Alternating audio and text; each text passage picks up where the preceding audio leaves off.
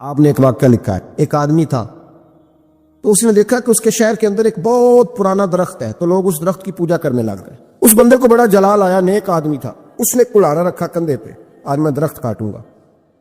چلا گیا، جب پہنچا نا درخت کاٹنے کے لیے تو اس نے ابھی وہ چوک میں تھا کہ ایک شخص ملا اسے، اس نے کہا میں نہیں کاٹنے دوں گا۔ کہا تو کون ہے؟ میں تو کاٹوں گا۔ کہا تو نہیں نہ کرتا اس کی پوجا، دنیا کرتی ہے، تجھے کیا لگے؟ معاذ اللہ، یہ بھی وسوسہ ہے نا، تجھے کیا لگے؟ اور ذرا بحث زیادہ ہوئی تو اس نے وہ سمجھ گیا کہ یہ شیطان ہے مجھے منع کرنے والا۔ اب اس نے کیا کیا؟ میں نہیں کاٹنے دیتا، کہا نہیں میں کاٹوں گا۔ بار بار دل سے خیال آتا کہ یہ شیطان لگتا ہے، لیکن وہ انسانی شکل میں تھا، بات واضح نہ ہو سکی، بحث ہو گئی، یہاں تک کہ تلخی ہوئی، تلخی آگے بڑھی تو ہاتھا پائی ہوئی۔ اس نیک آدمی نے الٹے ہاتھ سے اس شیطان کو پکڑا اور زمین پر پٹخ مارا، بچھاڑ دیا، اور کلاڑی لے کے کہنے لگا پہلے تیرا گلا کاٹوں گا پھر درخت کاٹوں گا۔ امام غزالی کہتے ہیں کہ وہ شیطان انسانی شکل میں اندر سے بولا، کہنے لگا اگر تو مجھے چھوڑ دے تو تیرا ایک فائدہ کر دیتا ہوں۔ اس نے کہا وہ کیا؟ کہنے لگا 2 دینار، روز تجھے فجر کے وقت اٹھے گا تو تیرے سرانے ملا کریں گے 2 دینار، درخت کاٹ کے تجھے کیا ملے گا؟ تو اس طرح کر، اس سے غریبوں کی مدد بھی کرنا، کھانا بھی، کوئی انسٹیٹیوٹ، کوئی ادارہ، کوئی جامعہ بھی بنا لینا۔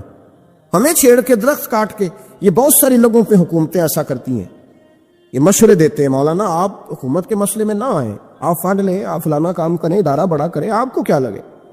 اور یہ بھی ایک ترتیب ہوتی ہے۔ آپ اور بہت سارے لوگ مشورہ دیتے ہیں جی ٹھیک ہے دین کا کام زیادہ ہوگا، ادارے زیادہ بنیں گے، بچے زیادہ پڑھیں گے، لیکن دین کا یہ مزاج، دین کا مزاج یہ ہے کہ جو غلط بات کرے اسے روکا بھی جائے اور ٹوکا بھی جائے، اسے سمجھایا بھی جائے، یہ مزاج ہے دین۔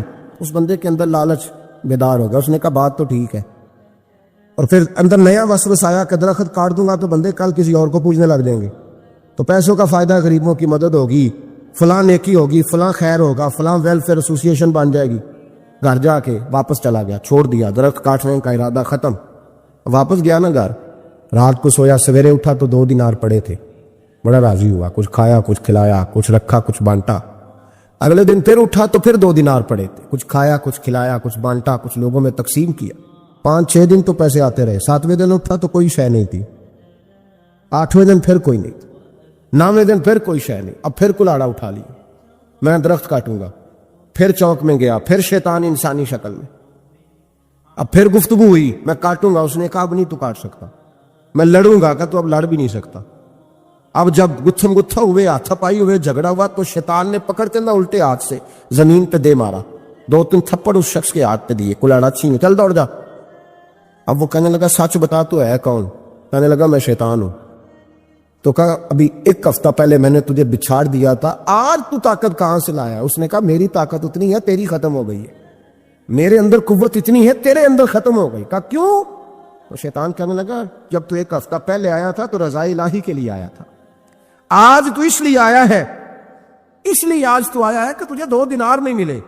آج تیری جنگ دیناروں کی ہے، آج تیرا رٹا دیناروں کا امت مسلمہ کے ساتھ، اس لیے خدائی طاقتیں معاذ اللہ روٹھ گئی ہیں کہ ان کا رٹا دیناروں کا ہے، ان کا جھگڑا دیناروں کا ہے۔ صحابہ کرام علیہم رضوان کا رٹے دیناروں کے نہیں تھے، وہ دین کے ساتھ مخلص تھے، تو جس میدان میں نعرہ لگاتے تھے اللہ کی مدد ان کے شامل حال ہو جاتی۔ انہیں کہیں پسپائی نظر ہے؟ میرے جیسے خطیب روزانہ تقریریں کرتے، سالوں بیت گئے، انقلاب نہیں۔ کیوں؟ اس لیے کہ رٹا جب تک ذات کا ہوتا ہے انقلاب نہیں آتا، جب ذات الہی اور رضا الہی سامنے ہوتی ہے پھر اس میں اخلاص ہوتا ہے تو پھر اس کی تاثیر ہوتی ہے، پھر اثر بن کے جملے دلوں میں اتر ہے۔ اس لیے حضور نے فرمایا ہے کہ اللہ نہ تمہاری جیب دیکھتا ہے نہ چہرہ دیکھتا ہے، وَلَٰكِن يَنظُرُ إِلَىٰ قُلُوبِكُمْ، وہ جب دیکھتا ہے تمہارے دل دیکھتا ہے۔ جب انسان راضی بالرضا رہنے لگتا ہے نا، پھر وہ ہر روز نماز پڑھ کے تکلیف نہیں اسے ہوتی، پھر روز درود شریف پڑھ کے وہ یہ نہیں کہتا کہ چلو 2-4 چھٹیاں بھی کر دیں، پھر روزانہ تلاوت کر کے اسے کہیں دقت محسوس نہیں ہوتی، چونکہ اب وہ چاہتا ہے کہ جس حال میں میرا رب رسول مجھے رکھیں گے، جو حکم دیں گے، میں نے اس سے کوئی تنگی محسوس نہیں کرنی، میں نے اس کے مطابق چلنا۔ اور قرآن مجید نے ایک نیا انداز اختیار کیا سورہ مائدہ کے اندر، اس کی آیت نمبر 119 ہے۔ اللہ کریم نے فرمایا رضی اللہ عنہم ورضوا عنہ، صحابہ کی بات ہو رہی ہے، فرمایا وہ اللہ سے راضی ہے اور اللہ ان سے راضی ہے۔ حضرت سیدنا موسیٰ علیہ السلام نے عرض کی کوہ طور پہ جا کے، مولا میری قوم پوچھتی ہے کہ کوئی ایسا کام بتا جو ہم کریں تو ہم سے راضی ہو جائے۔ حضرت موسیٰ کی قوم کا خیال تھا کہ تہجد کا حکم آئے گا تو پڑھیں گے، صدقات کا حکم آئے گا تو دیں گے، جہاد کی بات ہوگی تو کریں گے۔ کچھ جو نیک لوگ تھے ان میں سے انہوں نے یہ پیغام دیا کہ مالک ہمیں بتائے کہ وہ کس کام پہ راضی ہوتا ہے، ہم وہ کام کریں تاکہ اللہ ہم سے راضی ہو جائے۔ حضرت موسیٰ کلیم کہتے ہیں میں نے عرض کی مولا میری قوم پوچھتی ہے کہ کون سا ایسا کام کریں کہ تو راضی ہو جائے، تو رب کریم نے ارشاد فرمایا موسیٰ کہتے میرا خیال تھا کوئی لسٹ ملے گی، لیکن مالک نے ایک جملہ کہا، ایک جملہ، اور تفسیروں کے دریا بہا دیے۔ عرش کے مالک نے فرمایا موسیٰ ان سے کہو جا کے کہ وہ مجھ سے راضی ہو جائے، میں ان سے راضی ہو جاؤں گا، مجھ سے راضی ہو جائے۔ بندے اللہ سے راضی یہ نہیں راضی ہوتے۔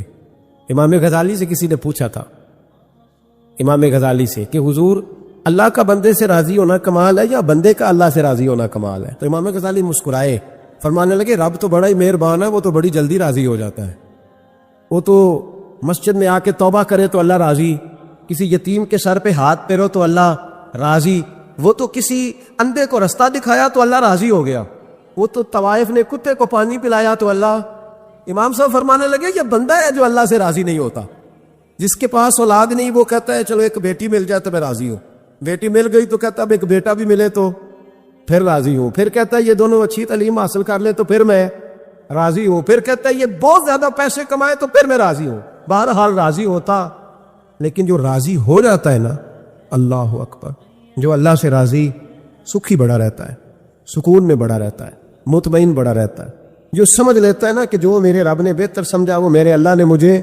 میں کبھی کبھی سوچتا ہوں کہ یار حضرت بلال حبشی نے کوئی عہدہ نہیں مانگا ساری زندگی، انہوں نے نہیں کہا مجھے بھی ایک صوبے کا گورنر بناؤ میری بھی خدمات ہے، مجھے بھی وزیر خزانہ بناؤ میرا بھی کچھ بنتا ہے۔ ایک دفعہ نہیں کہا سیدنا بلال حبشی رضی اللہ تعالیٰ عنہ نے کہ میری بھی کوئی ڈیوٹی ایسی ہونی چاہیے کہ مجھے چلو سپہ سالار ہی بنا دیا جائے۔ ساری زندگی مسجد میں جھاڑو دیا تو اسی پہ راضی رہے، ساری زندگی محبوب کے مہمانوں کا لنگر پکایا تو اسی پہ راضی رہے، ساری زندگی میرے محبوب علیہ السلام کے بچوں کی نوکری کی تو اسی پہ راضی رہے، راضی بالرضا رہے۔ حدیث پاک سنیے، نبی پاک علیہ السلام نے ایک دن صحابہ سے پوچھا کہ تم کیا سمجھتے ہو، اپنے دل کو جب پوچھتے ہو، دل پہ توجہ کرتے ہو تو کیا جانتے ہو؟ تو صحابہ عرض کرنے لگے یا رسول اللہ جب ہم اپنے دل پہ توجہ کرتے ہیں تو ہم سمجھتے ہیں کہ اللہ نے ہمیں ایمان عطا فرمایا ہے۔ تو حضور نے فرمایا تمہارے ایمان کی دلیل کیا ہے؟ ایمان کی کوئی دلیل بھی تو ہوتی ہے نا، ہمارے زمانے میں تو کوئی دلیل نہیں، نماز نہیں پڑھتا پھر بھی میں مسلمان ہوں، روزہ نہیں رکھتا پھر بھی مسلمان، جھوٹ صبح سے شام تک، کہتا خبردار کسی نے مجھے ذرا بھی بات کی سب سے بڑا مسلمان میں ہی ہوں، بددیانتی، دھوکہ، فریب، فرار، لیکن خبردار کسی نے کوئی بات کی سب سے بڑا مفتی میں ہی ہوں۔ جرم سارے پائے جاتے، دلیل کیا ہے بھائی؟ اگر دیکھیں نا، اگر درخت ہے تو دلیل یہ ہے کہ پھل بھی ہے، شاخیں بھی ہیں، لیکن تو صاحب ایمان ہے تو دلیل کیا ہے؟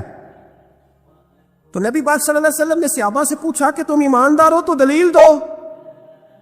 تو بڑے خوبصورت تھے میرے محبوب کے تیار کردہ لوگ، عرض کرنے لگے یا رسول اللہ ایمان کی دلیل یہ ہے کہ اگر اللہ ہمیں نعمت دیتا ہے تو ہم شکر ادا کرتے ہیں، اگر کبھی مصیبت آتی ہے تو ہم صبر کرتے ہیں، اور یا رسول اللہ ہم اپنے رب کے ہر فیصلے پر راضی رہتے، ہم اپنے اللہ کے ہر فیصلے پر۔ اب حضور نے رزلٹ کا اعلان کیا تو میرے محبوب فرمانے لگے پھر سنو میں گواہی دیتا ہوں واقعی اللہ نے تمہیں دولت ایمان عطا فرمائی ہوئی، پھر واقعی اللہ نے تمہیں دولت ہے، اگر تم اپنے رب پر راضی ہو، اگر تم راضی ہو اس کام پر جس پہ اللہ نے تمہیں رکھا ہوا ہے، اگر تمہیں کسی کو دیکھ کر تکلیف نہیں ہوتی، اگر تم نہ حسد میں جلتے ہو، نہ بغض میں، نہ کینے میں، نہ تکبر میں، نہ احساس کمتری کا شکار ہوتے، اگر تم راضی رہتے ہو کہ میرے مالک نے بہترین زندگی مجھے دی، پھر اس کا مطلب یہ ہے کہ تم صاحب ایمان ہو۔ ہمارے زمانے میں لوگوں کی وہ تکلیفیں، صبر نہیں ہے، سکون نہیں ہے، بے چینی سی ہے، بے قراری سی ہے، معاشرے میں ایک عجیب سی ہلچل ہے، ہر آدمی سمجھتا ہے کہ وہ سامنے والا جو شخص ہے نا وہ بڑا سکھی ہے اور میں بڑی تکلیف میں ہوں۔ میں رات اپنے پیر بھائیوں کو سمجھا رہا تھا، میں کہہ رہا تھا یاد رکھنا جس آدمی کا عہدہ بڑا ہوتا ہے نا اس کا زخم بھی بڑا گہرا ہوتا ہے، اس کا زخم بھی بڑا، ہاں وہ کسی شاعر نے، شعر اردو کا ہے اور تھوڑا وکیع تھا شاعر بھی، تو بات بھی اس کی تھوڑی وکیع ہے، چلیں آپ سیانے لوگ ہیں آپ کی سمجھ میں آ ہی جائے گی۔ اس نے کہا تھا کہ ہجوم غم میں بھی توہین نے ضبط غم نہ ہوئی، ہجوم غم میں بھی توہین نے ضبط غم نہ ہوئی، ہم اس احتیاط سے روئے کہ آنکھ نم نہ ہوئی. لوگوں کو نہیں پتا چلا کہ ہم رو رہے ہیں. ہم نے واہ ویلا کر کے دنیا، ہم اس احتیاط سے روئے کہ ہماری آنکھ نم نہ ہوئی. ہم نے واہ ویلا کر کے نہیں بتایا کہ بڑی دقت میں. ہم نے اپنے آپ کو محفوظ رکھا، ضبط میں رکھا، حوصلے میں رکھا.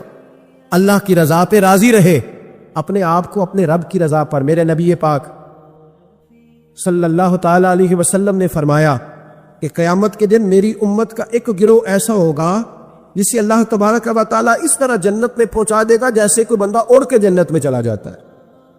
وہ جب جنت میں پہنچیں گے نا تو فرشتے ان سے پوچھیں گے تم نے حساب دیا؟ کہیں گے ہمیں تو پتہ ہی نہیں حساب کیا ہے. پل صراط سے گزرے، کہیں گے خبر ہی نہیں پل صراط کہاں ہے. تو یہاں کیسے آ گئے؟ کہیں گے اللہ کے فضل سے، اللہ کے فضل سے. تو کہا بتاؤ تو صحیح تمہاری نیکی کیا تھی؟ تو کہیں گے دو باتیں تھیں. ایک تو ہم اللہ کے حلال کو حلال جانتے تھے، رب کے حرام کو حرام جانتے تھے، اور دوسرا یہ تھا کہ ہم اللہ کے ہر فیصلے پہ راضی رہتے تھے.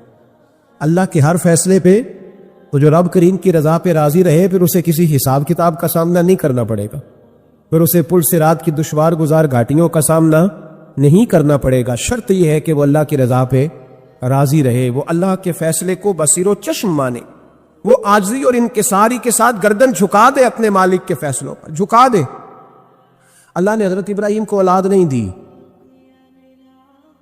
پھر زمانے کے بعد دی، پھر دینے کے بعد کہا کہ جاؤ وادی غیر ذی زرع ان میں چھوڑ کے آؤ. سخت گرمیاں ہو جائے تو لوگ بچوں کو اسکول نہیں بھیجتے، چھٹیوں کا اعلان ہو جاتا ہے. لیکن حضرت ابراہیم چھوڑ آئے بچہ، اور بچہ ایک تو بچہ اللہ تعالیٰ روٹین میں دیتا ہے تو اس کی قدر و منزلت اور ہوتی ہے، اور ایک بندہ بڑی دعاؤں التجاؤں خواہشات کے بعد لیتا ہے، اس کی قدر و منزلت. وہ بچہ جو بڑی دعاؤں کے بعد لیا، کہا چھوڑا ہو، کوئی کھانا نہیں، پانی نہیں، دانا نہیں. حضرت ابراہیم چھوڑ آئے.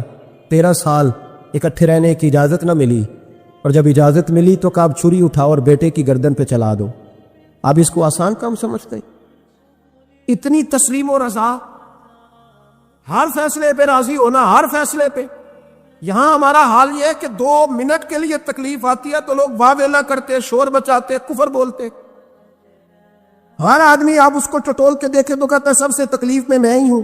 کس سولی پہ لٹکے ہوئے ہم؟ آخر کون سا معاشرے کا ایسا دکھ ہے جو صرف ہمارے پاس ہی آ گیا؟ ہر آدمی کہتا ہے مجھے نہ چھیڑنا، سب سے زیادہ غمگین میں ہی ہوں. بھائی بتا تو صحیح نا کہ آخر کون سی ایسی چیز ہے جو مالک نے تجھے عطا نہیں فرمائی؟ لیکن ہماری آزمائشیں ہیں، ہمارے جملے ہیں، ہماری گفتگو ہے کہ ان سے شکوہ چھلکتا، ان سے شکایتیں ٹوٹ ٹوٹ کے نیچے گرتی ہیں. ہم یہ سوچتے ہی نہیں کہ ہمیں نہیں پتا ہمارے حق میں بہتر کیا ہے. ہمارے رب کو پتا ہے کہ ہمارے حق میں بہتر کیا ہے. اس لیے لوگ شکایت نہیں کرتے تھے. آج ہر بات پر شکایت ہے، ہر بات پر لوگ شکوہ کرتے ہیں، اور ہر بات پر لوگ اللہ تبارک و تعالیٰ کی بارگاہ ناز کے نافرمان بنتے ہیں. اور پھر سوال کیا، یا اللہ تو راضی ہو جا، یا اللہ تو. اور اللہ کیا فرماتے ہیں؟ فرماتے ہیں موسیٰ اپنی قوم سے کہو یہ مجھ سے راضی ہو جائے میں بھی ان سے راضی ہو جاؤں گا.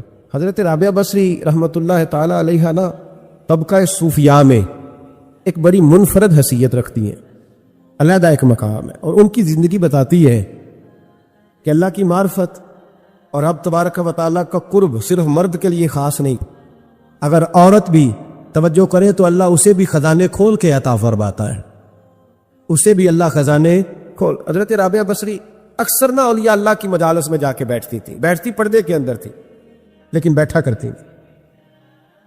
جو لوگ اس رستے کے مسافر ہوتے ہیں وہ بات کو سمجھتے ہیں کہ یہ گہرا معاملہ ہوتا ہے.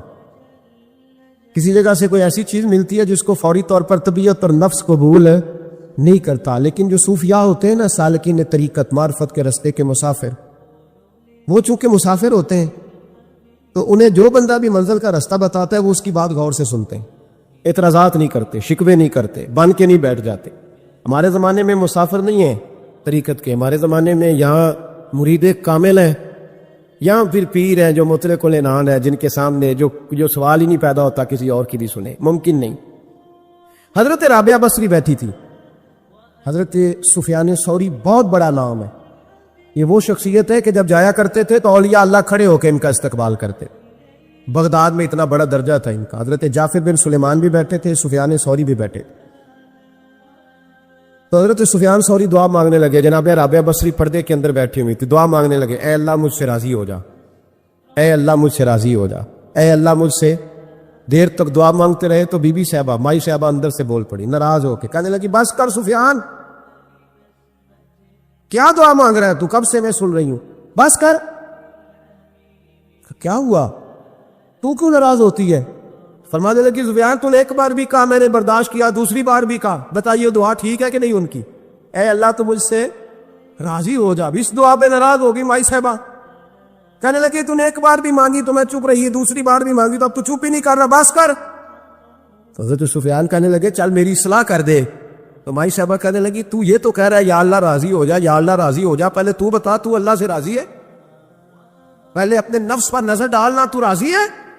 روز نہیں مانگتا کہ 2 کروڑ چاہیے، 6 کروڑ چاہیے، انسان کا نفس روز نہیں کہتا بڑی گاڑی چاہیے، روز نہیں کہتا میرے بھی ٹھاٹ باٹ ہو، میں بھی بڑی گاڑی میں کھڑے ہو کے لوگوں کو ہاتھ لہرا کے لیڈر بنوں، روز نہیں کہتا میرا بھی بڑا نام ہو، پہلے بتا نا تو راضی ہے؟ حضرت سفیان ثوری نے جب بات سنی تو جھگڑا نہیں کیا بلکہ اللہ اکبر کہا اور چیخ مار کے رونے لگے، کہنے لگے رابعہ تو سچ کہتی ہے، ابھی تو میں اس منزل تک نہیں پہنچا کہ میں رب سے راضی ہو جاؤں تو میں اسے راضی کرنے چلا ہوں، تو سچ کہتی ہے۔ قریب ہی حضرت جعفر بن سلیمان بیٹھے تھے، وہ بی بی رابعہ کے پاس گئے، کہنے لگے مائی صاحبہ مجھے تو بتا دے آخر بندہ اللہ سے راضی ہوتا کب ہے، یہ منزل شروع کب ہوتی ہے؟ تو آپ فرمانے لگے اس وقت کہ بندے کا جو حال نعمت ملنے پہ ہوتا ہے نا، جب وہی حال اس کا مصیبت آنے پہ ہو تو پھر سمجھو وہ اپنے رب سے راضی ہو گیا، پھر وہ اپنے رب سے۔ یہاں لوگ راضی نہیں ہیں، نہ شریعت کے حکم پر راضی ہیں معاذ اللہ، نہ دین کے آنے پر راضی ہیں، نہ نفاذ شریعت پر راضی ہیں، نہ لوگ اپنے ہر معاملے میں۔ دیکھیں نا کبھی کبھی تکلیف ہوتی ہے، کئی دفعہ لوگ بات پوچھنے آتے ہیں تو دل کرتا ہے انہیں ڈانٹ جھڑک دیں گے، طلاق کا مسئلہ پوچھنے کے لیے لوگ عالم کے پاس آ جائیں گے، طلاق کا مسئلہ پوچھنے۔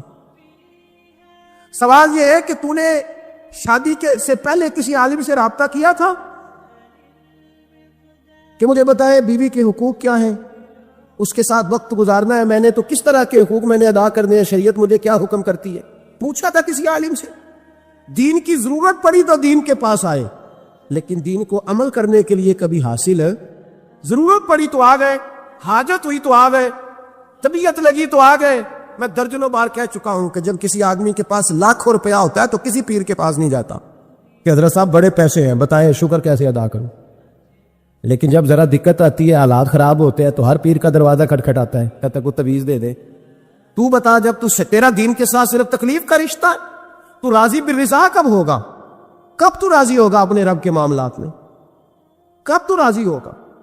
کئی دفعہ طبیعت میں تکلیف ہوتی ہے، وہ حضرت صاحب حالات بڑے خراب ہوئے، پہلے آپ نے تعویذ دیا تھا تو صحیح ہو گیا، اب پھر خراب ہے میں دوبارہ آ گیا، تو دل کرتا ہے ان سے کہنے سے کہ یار ہمارے ساتھ تمہارا رشتہ خراب حالاتوں کا ہی ہے، کبھی صحیح حالاتوں میں بھی آؤ نا، بڑے خوش حالات میں بھی آؤ کہ اب حالات بڑے اچھے ہیں، ہم حاضر ہیں، کوئی حکم کرے۔ خدا را راضی بالرضا رہنا سیکھے۔ انس بن مالک رضی اللہ تعالیٰ عنہ کہتے ہیں 10 سال حضور کی بارگاہ میں رہا، 10 سال، اور 10 سال میں نے حضور کے گھر میں نوکری کی، کہتے ہیں نبی پاک نے کبھی مجھے اف تک نہیں کہا۔ ہمارا اپنا بچہ جو ہوتا ہے نا بیٹا، اور 10 دنوں میں شاید سینکڑوں دفعہ سن لے یہ کیا کیا ہے وہ کیا، کہتے ہیں 10 سال حضور نے مجھے، کہتے ہیں میں نے ایک دن بڑا نقصان کر دیا، کوئی بڑی چیز مجھ سے ٹوٹ گئی، بڑا نقصان ہو گیا، تو فرماتے ہیں کہ نبی پاک صلی اللہ علیہ وسلم کی ایک زوجہ محترمہ مجھ پر جلال کرنے لگی، اور ان کا جلال بالکل بجا تھا، ان کا غصہ بالکل ٹھیک تھا، اس لیے کہ میں نے واقعی بڑا نقصان کیا تھا۔ کہتے ہیں وہ جب جلال کرنے لگی نا تو محبوب تشریف لائے، کیا ہوا؟ کہ یا رسول اللہ یہ دیکھیں اس نے کتنی بڑی چیز توڑ دی۔ تو کہتے ہیں اب میرا خیال تھا کہ یہاں سے بھی مجھے ڈانٹ پڑنی ہے اور پڑنی چاہیے بھی، اس لیے کہ میں نے آج بڑا نقصان کیا ہے۔ لیکن کہتے ہیں محبوب میرے قریب آئے اور میرے کندھے پہ ہاتھ رکھا، زوجہ جلال میں تھی تو محبوب نے کیا خوبصورت جملہ کہا، ساری سوچ ہی بدلتی، فرمانے لگے اس کو نہ ڈانٹ، اس چیز کا ٹوٹنا میرے رب کی رضا تھی تو چیز ٹوٹ گئی ہے، یہ میرے رب کی رضا تھی تو یہ چیز اب یہ غریب ہے اس کا دل نہ توڑ، وہ ٹوٹ گیا، وہ جو ہونا تھا سو ہو گیا، اب چھوڑ، یہ میرے اللہ کی اس چیز کا اتنی دیر رہنا ہی ہمارے حق میں بہتر تھا، تو ٹوٹ گئی تو ختم۔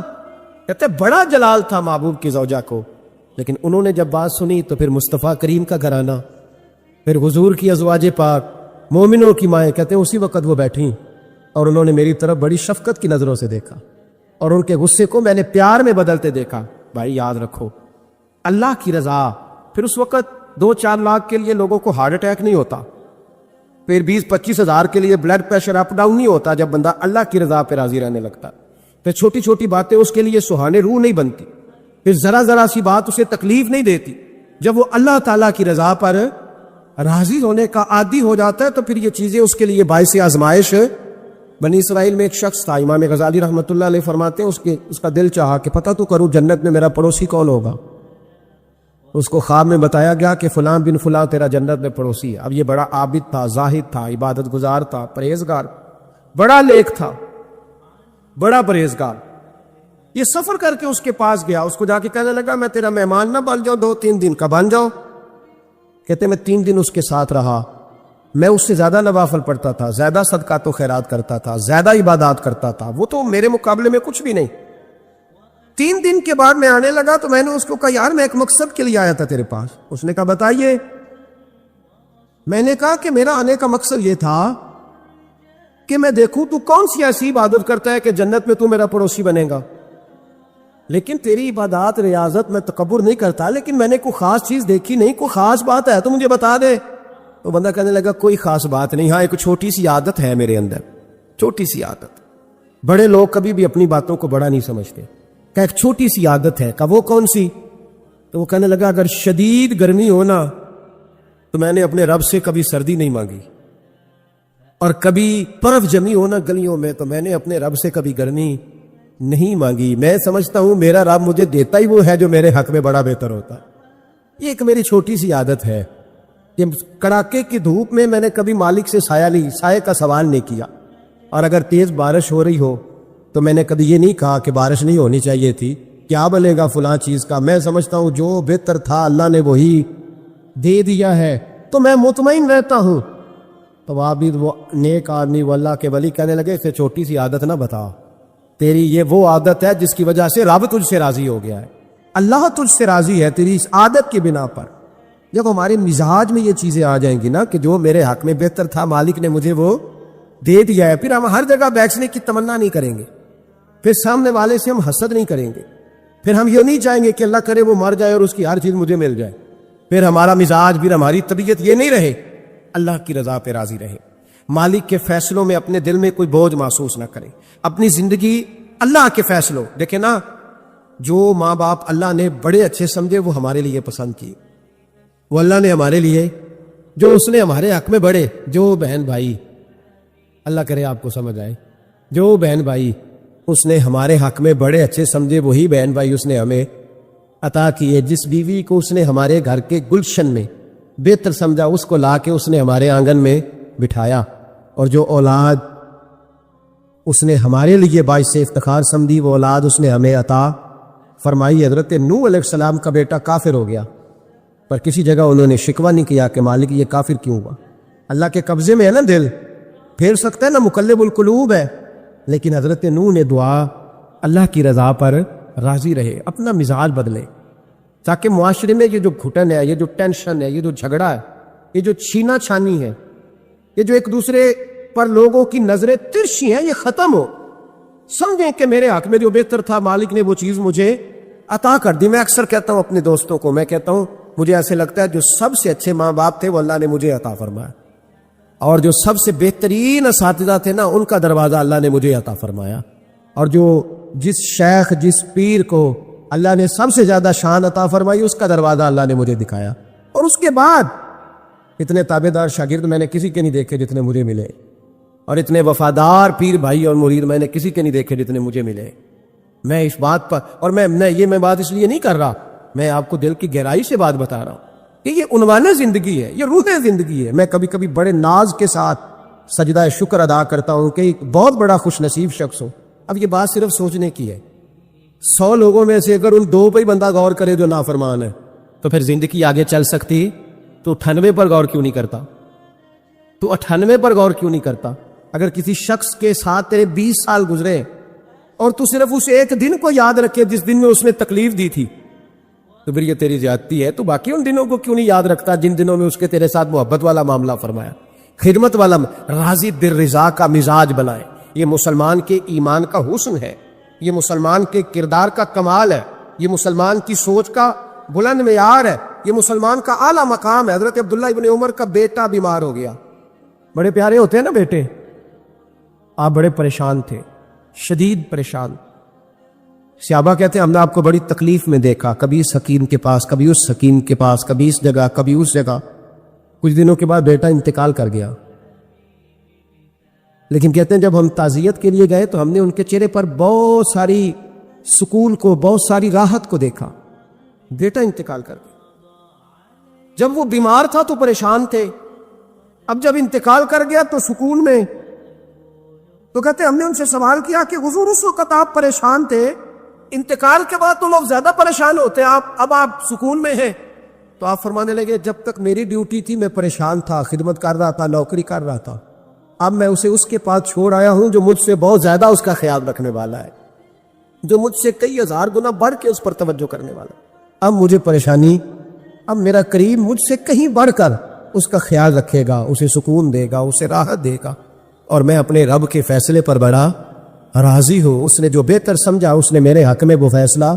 حضرت ابن وقاص رضی اللہ تعالیٰ عنہ بڑے مستجاب الدعوات بزرگ تھے، مستجاب الدعوات۔ حضرت عبداللہ بن صائب رضی اللہ تعالیٰ عنہ فرماتے میں حج کرنے گیا تو میں طواف وداع کرنے گیا، حج کا آخری رکن ہوتا ہے، پس آتا ہے نا آفاقی حاجی تو طواف وداع کرتا۔ کہتے جب میں طواف وداع کرنے گیا تو طواف وداع کے موقع پر میں نے دیکھا کہ جتنا رش حجر اسود کے پاس ہے اتنا ہی حضرت ابن وقاص کے پاس بھی ہے۔ شاید سمجھ نہیں آئی آپ کو میری بات۔ حجر اسود کے پاس وہ بڑا رش ہوتا ہے، ہر آدمی کی خواہش ہوتی ہے بوسہ لینے کی، تو جتنے لوگ وہاں کھڑے تھے اتنے ہی لوگ حضرت سیدنا ابن وقاص رضی اللہ تعالیٰ عنہ کے پاس بھی کھڑے تھے۔ تو کہتے مجھے تعجب ہوا، عبداللہ بن صائب کہتے میں بھی ان کے پاس جا کے بیٹھ گیا تو میں نے دیکھا کہ وہ نابینا ہے، آنکھوں سے نظر نہیں آتا، لوگ ان کے پاس دعائیں کرانے آ رہے ہیں، اور فرماتے میں نے عجیب حال دیکھا، بیمار ترین شخص ان کے سامنے آ کے بیٹھا، حضور میرے لیے دعا کر دے۔ تو فرماتے انہوں نے دعا کے لیے ہاتھ اٹھایا تو وہیں اسی وقت میں نے دیکھا اللہ نے اس بندے کو شفا کا فرمان۔ میں نے دیکھا مقروض دعا کرا رہے ہیں، بیمار، بے اولاد، جو بھی دعا ان سے کراتا اللہ اس کی حاجت کو پورا فرما دیتا۔ حضرت عبداللہ بن صائب کہتے ہیں میں شام تک بیٹھا رہا، ہر نماز کے بعد رش ہوتا، میں دیکھتا رہا۔ فرماتے ہیں شام ہو گئی، لوگ دعائیں کرا کے چلے گئے۔ جب مغرب کا وقت ہوا تو نابینا تھے، پھر بھی مجھ سے کہنے لگے عبداللہ ساری دنیا نے دعائیں کرائی ہیں، تو نے نہیں کرانی؟ تو صبح سے بیٹھا ہے بس دیکھے ہی جا رہا ہے، تو نے نہیں کوئی دعا کرانی؟ تو کہتے ہیں میں نے کہا حضور میں نے دعا نہیں کرانی، ایک سوال پوچھنا ہے۔ تو فرمانے لگے پوچھو۔ تو میں نے کہا حضور سارا زمانہ جو دعا کراتا ہے اور اللہ آپ کی قبول کرتا ہے، تو ایک دعا آپ اپنے لیے بھی کر